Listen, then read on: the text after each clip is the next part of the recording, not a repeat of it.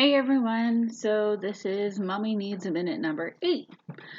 Blocks. We all have them. So that could mean art block, that could mean mental block, that could mean creative block. It could mean a number of many different things.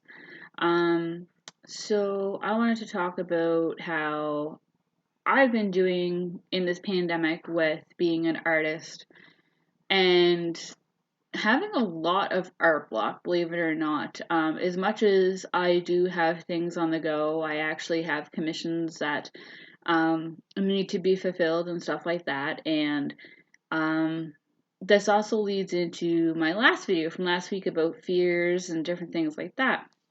Because when you're sitting in a pandemic, it heightens everything. So if people have fears, it significantly heightens how their coping mechanisms allow them to react.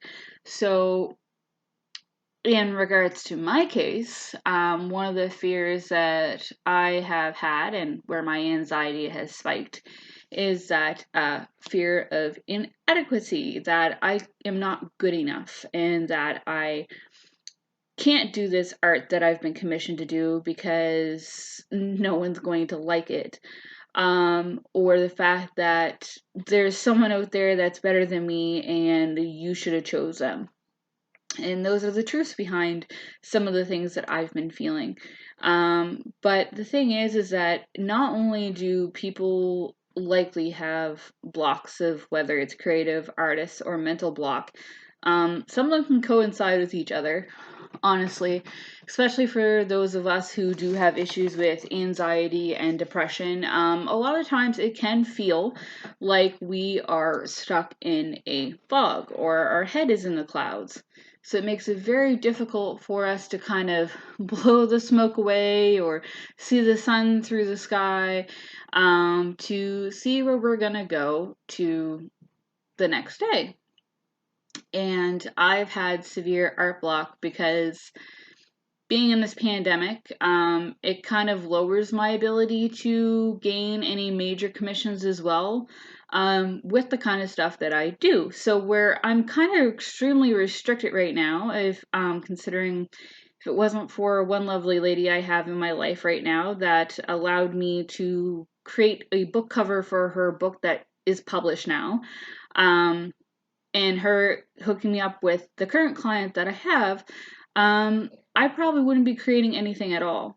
So it takes a lot of time to remember who you are and how to get past those things. And as you know, a mom of 3 kids, as like many other families or moms with children who either work from home or say they do a lot of creative things or they're an artist like me, that means anything from traditional art to painting to digital art to graphic design is also a type of art. And there's a lot of people that work from home doing those kind of jobs. You have virtual art directors, art curators, people who were potentially getting ready to do a gala or a gallery showing. And it makes it really difficult because not only do you now basically, on top of the normal jobs that you're stuck with as being a mom, go back to a few of my previous videos, I go into that quite well, of all the lovely jobs as moms and how we have them. It does make it difficult because we have these little beings running under tow and we're basically trying to, one, either chase after them all the time because either they're trying to get into everything, or two, they're supposed to be homeschooled right now. And if you have more than one child at home that's supposed to be homeschooled in 2 different grade levels, that means you have to be a teacher in 2 different grade levels. So not only on top of that, and if you actually had a job before this pandemic and then you were told that you had to work from home. So not only do you now have to basically get in your headspace to work at home when you weren't never usually that way before. 2, you've now become a homeschooling teacher to either say a grade 2 and a grade 7 person. And then say if you had 3 or 4 kids, so then that means that you're also, not only do you have to homeschool, you have to get on a specific routines for a bunch of different things.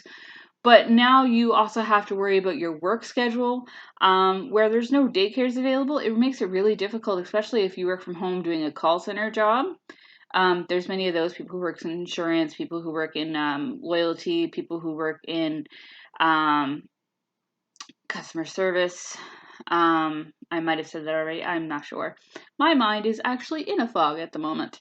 And then on top of that, you have to kind of do your normal family dynamic. So there's a lot of factors that could be playing on the blocks that you have, or the mental cloud, or whatever it may be. But so after a very long discussion with my wonderful husband, he actually gave me some interesting advice. It gave me a new perspective of ways to look at it, because I'm constantly having issues with feeling I'm not good enough, but that comes with people who have anxiety and depression. They know that. I don't need to go into that. It's something that we've already discussed in another video. But either usually we completely lose all motivation, we'll try to draw something and it doesn't look the same way that we want it to, so then we just kind of completely give up, and the fear is amplified, or the concern of inadequacy and not being able to do anything right, it continues to amplify, especially if you don't basically grab it by the horns. So if you want to think of it this way, and I never thought of it this way, but the way he explained it to me is that, now bear with me, see if I can try to reiterate this, is that if you look at it in the sense of a block, your head is in the clouds, technically, or you have some kind of cloudiness that's preventing you from really getting down to the nitty-gritty of what you need to do. Think of it as astronomical, because most people are like, oh, a block's not astronomical. It's not like it has to do with anything in the sky. Well, technically it does, because if your head makes you feel like you're in the clouds and the cloud is a block, clouds are in the sky. They come, some are thicker than others. Some are really thin, some cause rain, some cause, your good day to go bad based on the weather. Art block and creative block and mental block is very astronomical, because it starts in the clouds. And the thing is with this, when he explained this to me, I never really looked at it this way, and it's kind of on and interesting, because I usually do follow by like the astrological signs and different things like this. So I never thought of an art block as that. But basically what he gave me as advice was that blocks of any kind are actually astronomical, because you need to find a way to break through that cloud form, in order to continue on to what you need to do. A big one of what he said to me was that, and he brought a few of my favorite artists into this, is that Leonardo da Vinci, Michelangelo, different things like that, they all thought themselves were crazy and that none of their art was good enough. Look at Pablo Picasso with his abstractism.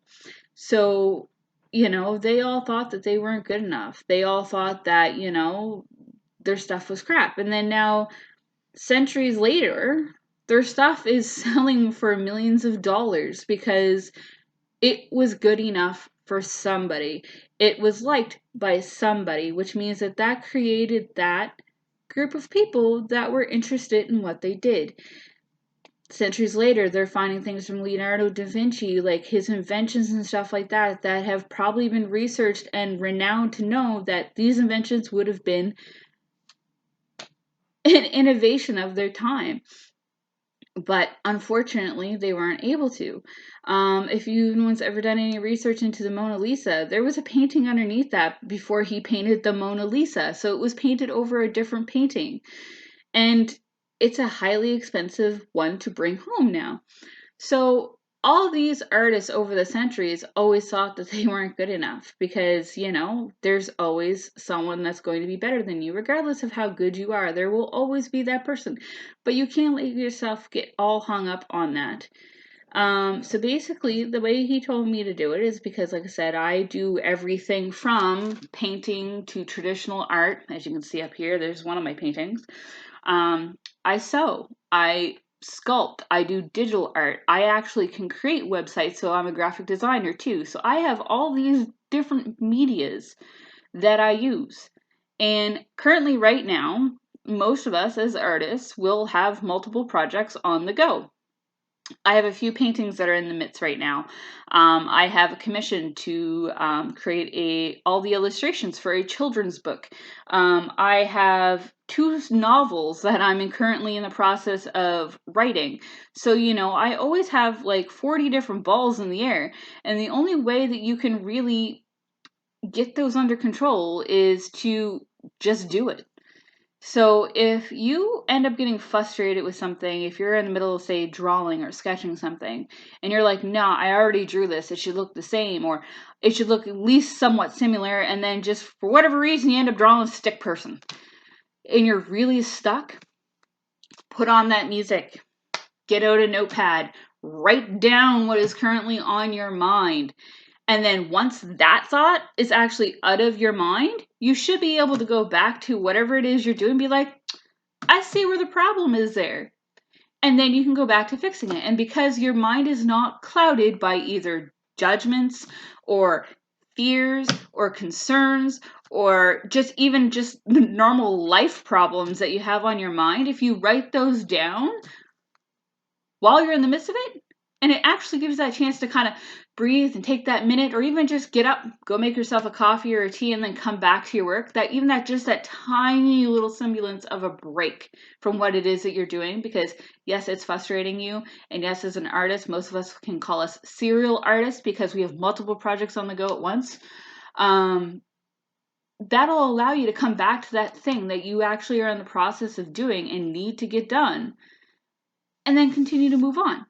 So then that block is no longer there because it is not bothering you. But if it is like a severe problem, well, you can write it down. And the thing is once you're done doing this, well, then you can actually take that time and focus on the problem at hand. Because you're not going to be focusing on the project that you're already doing. So therefore, now you have an open amount of time to worry about the issue that was bothering you in the first place. So what I'm saying to this is that we all have it. And right now, we all have mental fog. We all have art fog. We all have creative blocks, whatever you want to call them. Everyone has them. You're not alone. It's not like you're some strange person that doesn't get them. But there is ways to move past it. I am one of these people that write everything down because I have so many different things on the go. Before this was up here, I had a big old chart above my head that explained everything I had currently on the go. And then I always keep a notebook with me, regardless of how big it is, or even just a planner. So then that way you can plan out your days. Because yes, you may not be working a normal full-time job, but it's still good to plan out your days. So then that way you kind of keep yourself on a routine and a schedule.